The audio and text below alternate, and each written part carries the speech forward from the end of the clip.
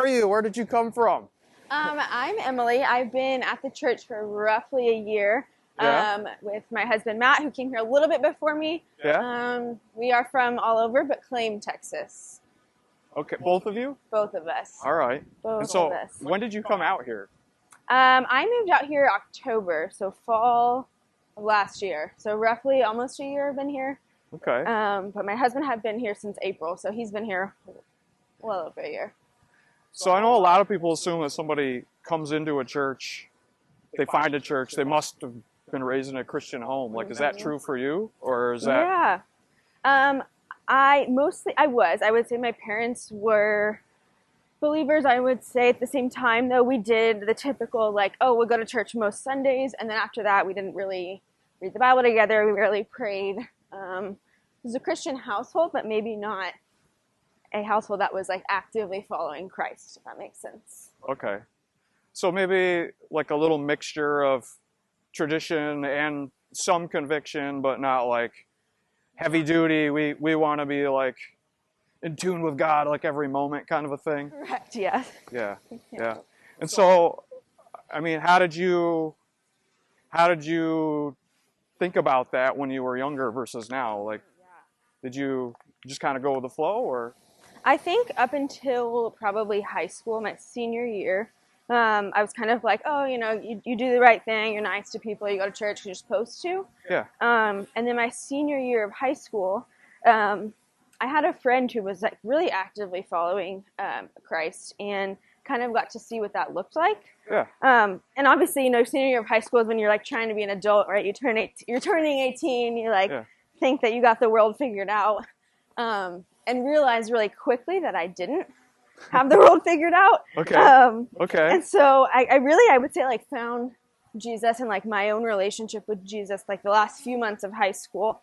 And then as I transitioned into college with lots of change, lots of trials, really started to realize like, man, I needed Jesus because I had nothing Okay. at all. Okay. Okay.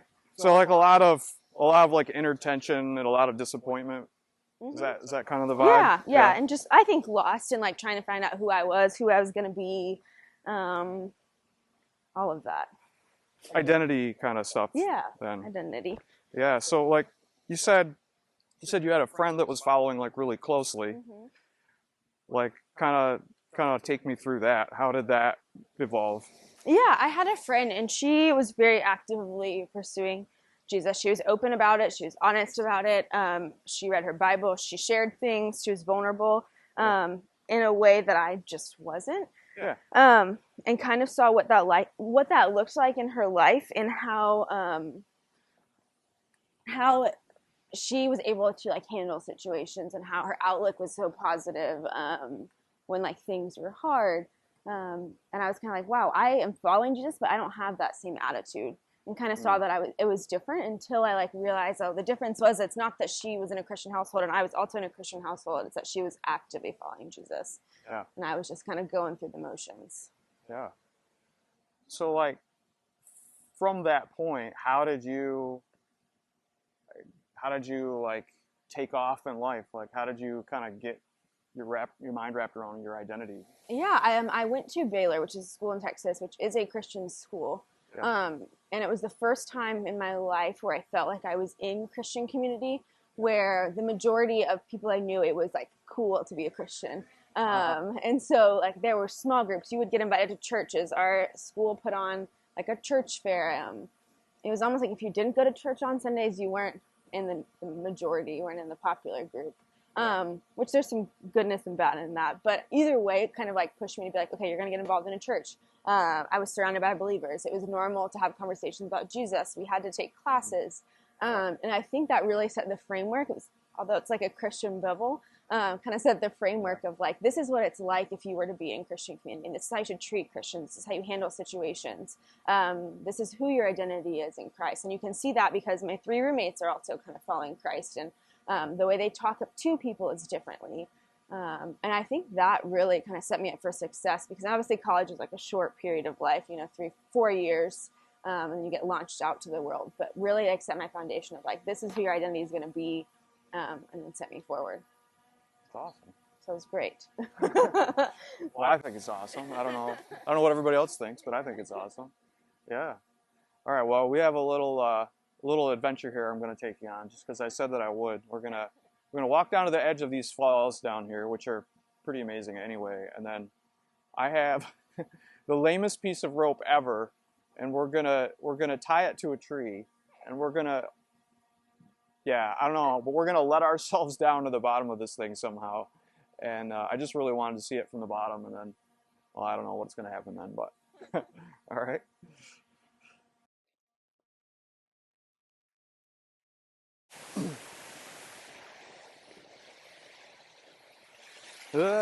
I think it's safe. I don't think anything's gonna happen. So, if you could like go back to younger you and try and give yourself some kind of wisdom about how to navigate life, maybe how to like save yourself a little grief or whatever, during those early years, what would you tell yourself?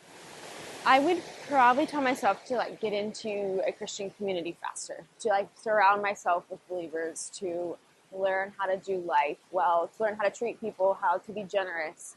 Because I think the world has a view on it, but it's not necessarily the same as like a Christian view of like, oh, like I will provide to people who don't necessarily provide back. I will give when it's hard. I will serve when I don't want to. I'll show up when I really don't feel like it.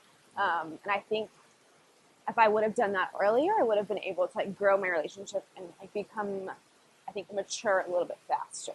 Yeah, makes a lot of sense. What do you think it is about the community aspect though that's so important? I think it's just like the sense of like I don't. Let me rephrase it. They don't owe me anything, and I don't owe them anything. Like it's serving not because you always want to, and it's giving not because you always want to, but because like that's what Jesus did for us. And as you're in a community, everyone's striving towards that same thing. Where I would have my roommates would serve me and do things for me that I really did not deserve that day. After I had treated them maybe not the best or said things that like were a little bit offensive or didn't treat them kindly, they would turn right back around and be like, "Oh, despite that, I'm going to do something kind for you," with the expectation that like you're maybe still going to be a little mean later. Wow. And that was mind blowing for sure. Wow. Well, that definitely is different. Do you think there's value in having people that will even confront you if they think you need to be confronted? Can you talk Oh about that a yeah, little? yeah. I mean, I definitely think, and there was some confrontation, and I think my roommates did that well. Of like, okay, like you need to kind of realign, right? Come back to like where your values and your morals are, which I think honestly set me up for success in my marriage because now we have like that open dialogue of like, okay, like let's come back to where we thought we were going to be, and let's work on being kinder. Let's work on these things. Was that kind of like shocking at first? I think so. Yeah, I think so because throughout high school, even like I wasn't really around believers, minus the one. It's just a different community, and then you jump into like a Christian community where they were really used to it. I would say I was the one that was like kind of the newbie, and I was very surprised in like how they treated me and how we communicated. Not to say we didn't have problems. I mean, your roommates always do, but it was very different. What would you say to somebody who is just kind of like on the fence about being part of a church community? Oh yeah, good question. Try it. Just try it. See what happens. If you don't like it, then you don't have to stay. But if you've never experienced it, it's really hard to explain what that would be like. Yeah, try it. Join a small group. Talk to somebody. Make one friend at church, and just see how it goes. Because I would bet that 9 out of 10 times, if it's truly somebody spelling Christ, it's going to be a relationship that you are mind blown by because it's nothing you've ever experienced. All right. Well, you just made like a big plug for joining an access group, whether you know it or not. 'Cause that's Join what my we're group, all no. about. We want to get people into an access group, and obviously, a person is in a church community already, and they're doing their thing, and that's great. But if they're not, we're doing this thing where we say, hey, we'll help you form a little community. We'll just provide some centering, some coaching, and some content that you can use so that you don't have to feel like you're an expert. So that's what we're gonna do. Actually, I'm gonna try and con you into being part of that. Well done now. Yourself. On the record. Yeah, yeah. So, and if you want to know about that, you could just go to the website and the link on the page, accesslife.online, and just scope it out, check it out for yourself.